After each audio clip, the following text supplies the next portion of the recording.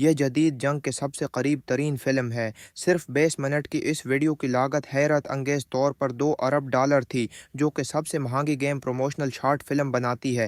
اس میں حصہ لینے والے تمام اداکار ریٹائرڈ ہیں، اسپیشل فورسز کے اہلکار ہیں، جنہوں نے جدید ترین ہتھیاروں اور ٹیکنالوجی کے ساتھ ہائی ٹیک اسپیشل آپریشن کو زبردست انداز میں پیش کیا ہے۔ امریکی گھوسٹ اسکواڈ کے 4 اہلکار ایک خفیہ مشن پر روانہ ہوتے ہیں۔ ان کا مقصد ہے دہشت گردوں کی ایک خفیہ اسلحہ ڈیل کو ناکام بنانا اور دہشت گرد تنظیم کے سربراہ کو ختم کرنا۔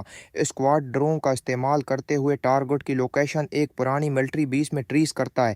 دشمن کا اسنائپر فوراً ایک بلند عمارت پر قبضہ کر لیتا ہے اور گھوسٹ اسکواڈ 2 ٹیموں میں تقسیم ہو جاتا ہے، ایک حملہ آور ٹیم، دوسری کور دینے والی۔ ایک اہلکار کیموفلاج پہن کر چپکے سے اندر داخل ہو جاتا ہے، جبکہ دوسرا ڈرون کو کنٹرول کرتے ہوئے دشمن کے پیچھے جا پہنچتا ہے۔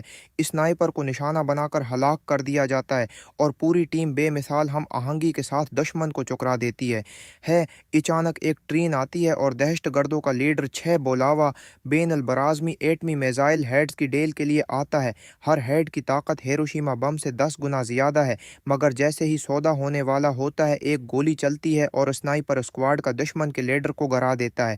دونوں گروپ ایک دوسرے پر حملہ کر دیتے ہیں اور گھوسٹ اسکواڈ ان کے درمیان زبردست فائرنگ میں دشمن کو کچل دیتا ہے۔ جب سب کچھ قابو میں لگتا ہے، اچانک ایک انویسبل انیمی یعنی غیر مرئی دشمن آ جاتا ہے اور پیچھے سے ایک وار روبوٹک ڈاگ بھی حملہ آور ہوتا ہے۔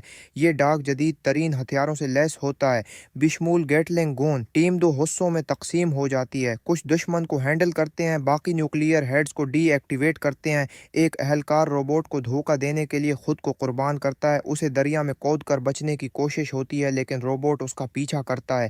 آخر میں ٹیم کا کمانڈر ایک ٹینک چلاتے ہوئے آتا ہے اور روبوٹ کو ٹکرا کر اڑا دیتا ہے، مگر ایک اہلکار دشمن کی گولی سے شہید ہو جاتا ہے، لیکن وہ مرنے سے پہلے تمام ایٹمی ہیڈز کو ناکارہ بنا چکا ہوتا ہے۔